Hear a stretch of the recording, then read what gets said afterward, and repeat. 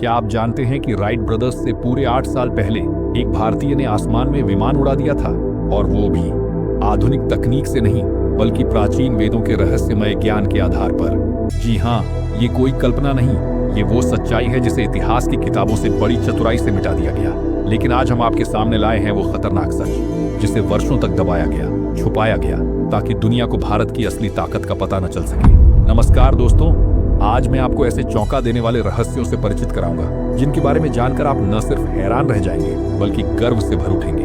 क्या आपको पता है कि हमारे भारत के ऋषि मुनियों ने ऐसे ऐसे वैज्ञानिक सिद्धांत खोज निकाले थे जिन पर आज का आधुनिक विज्ञान सिर्फ शोध कर रहा है। हमारे वेद और शास्त्र सिर्फ धार्मिक ग्रंथ नहीं बल्कि ब्रह्मांड के गूढ़तम विज्ञान का भंडार है। इनमें ऐसे रहस्य छिपे हैं जो मानवता की कल्पना से परे है। विज्ञान, जिसे आज की दुनिया एरोनॉटिक्स के नाम से जानती है, उसकी नींव हमारे ग्रंथों में हजारों साल पहले ही रखी जा चुकी थी। लेकिन अफसोस, आज भी भारत की 99% आबादी इन गौरवशाली खोजों से पूरी तरह अनजान है। जिस विज्ञान पर आज की टेक्नोलॉजी खड़ी है वो हमारे पूर्वजों की ही देन है। आश्चर्य की बात यह है कि जहां आधुनिक विज्ञान आज भी मौसम की सटीक भविष्यवाणी करने में असमर्थ है, वहीं हमारे ऋषियों मुनियों द्वारा विकसित ज्योतिष शास्त्र आज भी हमें ग्रहण, मौसम और खगोलीय घटनाओं की अचूक जानकारी देता है। इस वीडियो में आप जानेंगे हमारे प्राचीन विज्ञान की उन खोजों को जिन्हें जानकर विज्ञान भी स्तब्ध है, और उन गुप्त रहस्यों को जो सदियों से हमसे छिपाए गए हैं। तो जुड़े रहिए, क्योंकि जो आप आज जानने वाले हैं वो आपके सोचने के तरीके को ही बदल देगा। भारत का विज्ञान विज्ञान नहीं, चमत्कार है। भारत का भूला हुआ वैदिक विज्ञान, एक बार फिर याद करो, क्या गजब का इतिहास है हमारा। एक ऐसा इतिहास जिसमें वो अनोखी और अद्भुत खोजें पहले ही हो चुकी थी, जिन पर आज का आधुनिक विज्ञान गर्व करता है। बस जरूरत है हमें याद दिलाने की, और अब वक्त आ गया है सब कुछ याद करने का। स्वागत है दोस्तों आपका आपके अपने चैनल महाशक्ति में, जहां हम आपको बताते हैं वो रहस्य, वो ज्ञान जो सिर्फ सोच ही नहीं, आपका पूरा भविष्य बदल सकता है। आपने एयरप्लेन का नाम तो जरूर सुना होगा, और ये भी जानते होंगे कि इसका आविष्कार राइट ब्रदर्स ने किया था। लेकिन क्या आपको पता है, भारत में हजारों नहीं बल्कि करोड़ों साल पहले ही विमान विद्या का विकास हो चुका था।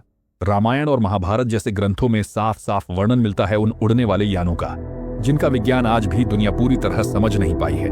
लेकिन दुर्भाग्य की बात यह है कि आज की पीढ़ी ने अपने ही ऋषि मुनियों को एक मजाक बना दिया है। लोग सोचते हैं कि वो बस गुफाओं में बैठने वाले, भगवा वस्त्र पहनने वाले, ध्यान में लीन लोग थे, जिनका विज्ञान या टेक्नोलॉजी से कोई लेना देना नहीं था। अब वक्त आ गया है इस गलत सोच को मिटाने का। सच्चाई ये है कि हमारे वे ऋषि मुनि सिर्फ साधु नहीं थे, बल्कि वो अपने समय के महान वैज्ञानिक थे, जिन्होंने ऐसे ऐसे सिद्धांत दिए हैं जिन पर आज की साइंस खड़ी है। तो दोस्तों, अब तैयार हो जाइए अपने धर्म, अपने विज्ञान और अपने गौरवशाली इतिहास को दोबारा जानने के लिए, क्योंकि ये सिर्फ एक कहानी नहीं, ये हमारा सच है। और यही सच आपको वो शक्ति देगा जिससे आप अपने वर्तमान को भी बदल सकते हैं और भविष्य को भी। क्या आप जानते हैं दोस्तों, जिसे आज हम ऋषि मुनि कहकर बस धार्मिक ग्रंथों तक सीमित समझते हैं, उन्हीं को उस काल में गुरु कहा जाता था, जिन्होंने न सिर्फ आत्मा और ब्रह्म की राह दिखाई बल्कि वो अपने युग के सबसे बड़े वैज्ञानिक भी थे। लेकिन अफसोस, आज का भारत उस गुरु परंपरा को लगभग भूल चुका है। वो गुरुकुल, जहां जीवन जीने की कला सिखाई जाती थी, जहां विज्ञान और अध्यात्म साथ साथ चलते थे, उन्हें अंग्रेजों ने साजिश के तहत मिटा दिया, और उसकी जगह शुरू हुआ कॉन्वेंट सिस्टम, एक ऐसा तंत्र जो आपको सिर्फ एक मशीन बनाता है, जहां वो सब पढ़ाया जाता है जिसका जीवन में कोई सार नहीं, जो आपको खुद से, अपने इतिहास से और अपने ज्ञान से तोड़ देता है। लेकिन हमारे गुरुकुल में पढ़ाते थे वही ऋषि जो जीवन के हर पहलू को समझते थे, जो अंतरिक्ष, ऊर्जा, तत्व और विज्ञान के रहस्यों को खोज चुके थे। ऐसे ही एक महान गुरु थे, महर्षि भारद्वाज। जी हाँ, वही ऋषि मुनि जिनसे स्वयं भगवान श्री राम भी मिलने आए थे, जिनका उल्लेख रामायण में भी विस्तार से मिलता है। महर्षि भारद्वाज ने लिखा था एक अद्भुत ग्रंथ, विमान शास्त्र, जिसे आज की भाषा में कहा जाए तो the ancient book of aeronautics. इस ग्रंथ में उन्होंने विमानों की बनावट, उड़ान की विधि, ईंधन की प्रकृति और अंतरिक्ष यात्रा तक का विवरण दिया है। और ये सिर्फ कल्पना नहीं, ये वही विज्ञान है जो महाभारत काल से भी पहले भारत में मौजूद था। यहाँ तक कि ग्रंथों में उल्लेख मिलता है कि अंतरिक्ष में नगर, स्पेस सिटीज तक बनाए जा चुके थे। जो आज की साइंस के लिए फ्यूचरिस्टिक आइडिया है, वो भारत में प्राचीन सच्चाई था। तो दोस्तों, अब वक्त है इस खोए हुए विज्ञान को फिर से जानने का, अपने गुरुओं को फिर से पहचानने का, और उस भारत को फिर से जगाने का जो सिर्फ एक देश नहीं बल्कि ज्ञान की सबसे ऊंची चोटी है। जय भारत, जय ज्ञान, जय गुरुकुल परंपरा। क्या प्राचीन भारत में जीरो ग्रेविटी टेक्नोलॉजी थी? हाँ दोस्तों, यह कोई कल्पना नहीं बल्कि वास्तविकता है। निस्संदेह प्राचीन भारत में ऐसी उन्नत विज्ञान विद्या विद्यमान थी जिसके माध्यम से गुरुत्वाकर्षण बल यानी ग्रेविटी को पूरी तरह शून्य, जीरो किया जा सकता था। अगर पृथ्वी के आकर्षण बल के बराबर विपरीत दिशा में बल लगाया जाए तो जीरो ग्रेविटी की स्थिति उत्पन्न की जा सकती है, और यह सिद्धांत आज भी फिजिक्स में स्वीकार किया जाता है। हमारे पुराणों और शास्त्रों में बार बार उल्लेख मिलता है कि देवता, यक्ष, गंधर्व और विद्याधर विमानों से यात्रा किया करते थे। यहाँ तक कि त्रिपुरासुर यानी 3 असुर भाइयों ने इसी विज्ञान का प्रयोग करके अंतरिक्ष में 3 अमर नगर बसा दिए थे। इन अंतरिक्ष नगरों को ही त्रिपुर कहा गया, जिनका अंत स्वयं भगवान शिव ने त्रिपुर संहार के माध्यम से किया था। इन ग्रंथों में विद्युत रथ, त्रिचक्र यान और अन्य रहस्यमयी विमानों का भी विस्तार से वर्णन मिलता है। वाल्मीकि रामायण में आपने जरूर पढ़ा होगा पुष्पक विमान के बारे में, जिसे रावण उड़ाता था और बाद में भगवान राम ने उपयोग किया। लेकिन अब सुनिए वो बात जो बहुत कम लोग जानते हैं। लगभग 60 साल पहले भारत के प्रसिद्ध वैज्ञानिक डॉ.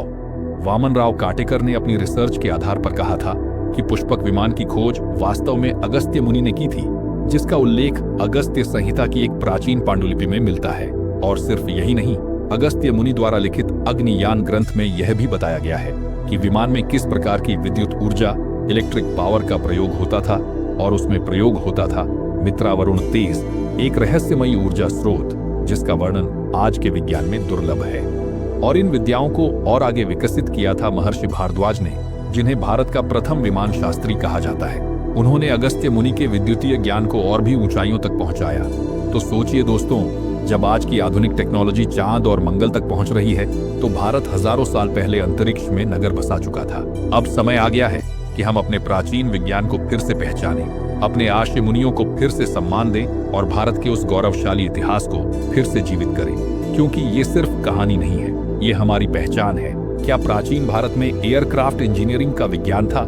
जानिए यंत्र सर्वस्व और विमान शास्त्र की अद्भुत सच्चाई। हमारे प्राचीन भारत के महान वैज्ञानिक महर्षि भारद्वाज ने एक अद्वितीय ग्रंथ की रचना की थी, जिसका नाम था यंत्र सर्वस्व। यह कोई सामान्य ग्रंथ नहीं था, बल्कि इसमें हर प्रकार के यंत्रों के निर्माण, संचालन, ऊर्जा स्रोत और उनके प्रयोग की विस्तृत जानकारी दी गई थी। और इसी ग्रंथ का एक अत्यंत महत्वपूर्ण भाग है विमान शास्त्र। यह ग्रंथ 8 अध्यायों में विभाजित है, जिसमें कुल 500 सूत्र दिए गए हैं। इन सूत्रों में विमानों के निर्माण, उनके प्रकार, उनकी उड़ान विधियां, उनके ऊर्जा स्रोत और सुरक्षा प्रणालियों तक का उल्लेख है। इसमें विमान विज्ञान ही मुख्य विषय है। विमान शास्त्र के अनुसार 8 प्रकार के प्राचीन विमानों का उल्लेख मिलता है।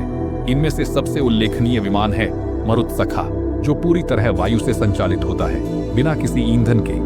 यह सब कुछ हजारों साल पहले हमारे महान ऋषियों द्वारा लिखा गया था, जब दुनिया में एयरक्राफ्ट का नामो निशान भी नहीं था। लेकिन यही ज्ञान एक बार फिर जीवित हुआ जब मुंबई निवासी शिवकर बापूजी तलपड़े ने साल 1995 में राइट ब्रदर्स से 8 साल पहले ही आकाश में एक विमान उड़ाया था। और चौंकाने वाली बात यह है कि उन्होंने अपने इस विमान निर्माण की प्रक्रिया को महर्षि भारद्वाज के विमान शास्त्र के आधार पर ही तैयार किया था। उन्होंने सोलर और मरुत ऊर्जा, हवा व सौर शक्ति से चलने वाले इंजन की खोज भी कर ली थी।